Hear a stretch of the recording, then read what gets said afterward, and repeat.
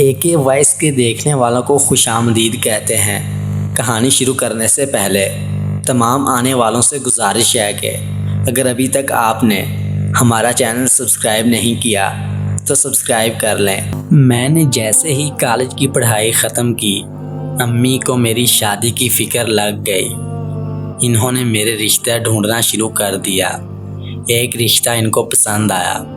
لڑکا انجینئر تھا۔ گھر باہر ان کو بہت پسند آیا تھا۔ میری رضامندی کے بعد رشتہ پکا کر دیا تھا۔ جہاں رشتہ پکا کیا تھا، ان کی والدہ فوت ہو چکی تھی۔ میرے سسر کو فالج کا اٹیک ہوا تھا۔ وہ چلنے پھرنے سے لاچار تھے۔ میرے شوہر کا ایک چھوٹا بھائی تھا جو یونیورسٹی میں پڑھتا تھا، اور ایک بہن تھی جو کالج میں پڑھتی تھی۔ رشتہ پکا ہونے کے بعد دونوں بہن بھائی آئے تھے۔ دونوں اپنی نئی بھابھی کو دیکھ خوش ہوئے تھے۔ ایک ماہ بعد میرے ہونے والے شوہر نے واپس آنا تھا تو میری شادی ہونی تھی۔ خیر، ایک مہینہ پلک جھپکتے گزر گیا اور وہ دن آ گیا جب میں دلہن بنی بیٹھی تھی۔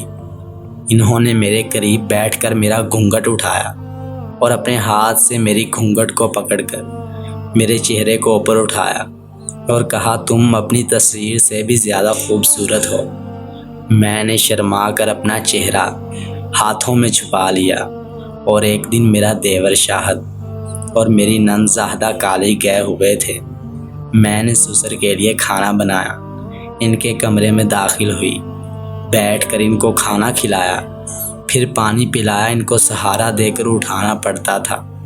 کھانا کھلا کر میں ابھی کمرے میں آئی ہوئی تھی، میرے سسر نے بیل بجا دی جو ان کے کمرے میں لگی ہوئی تھی، جو وہ کسی کو بلانے کے لیے استعمال کرتے تھے۔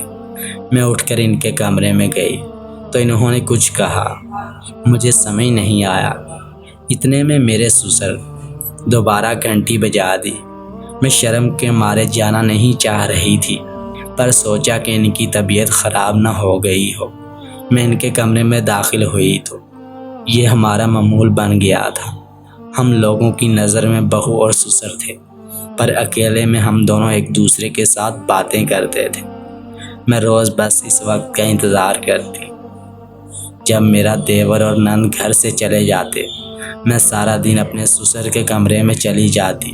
وہ اپنی خوشی کا اظہار گھنٹی بجا کر کرتے تھے۔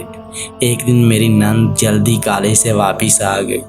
اس کے پاس گھر کے گیٹ کی چابی تھی۔ جب میری شادی ہوئی تھی، آج تک وہ واپس جلدی نہیں آئی تھی۔ میں سسر کے کمرے میں تھی۔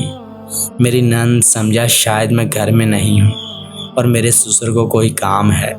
وہ دروازے کے پاس آئی تو اندر کی آوازیں سن کر شک میں پڑ گئی۔ جب میری نند نے دیکھا تو میں اپنے سسر کو کھانا کھلا رہی تھی، اور اپنے سسر کے ساتھ باتیں کر رہی تھی۔ میری نند بھی ہمارے پاس بیٹھ گئی اور ہم ہنسی خوشی باتیں کرنے لگے۔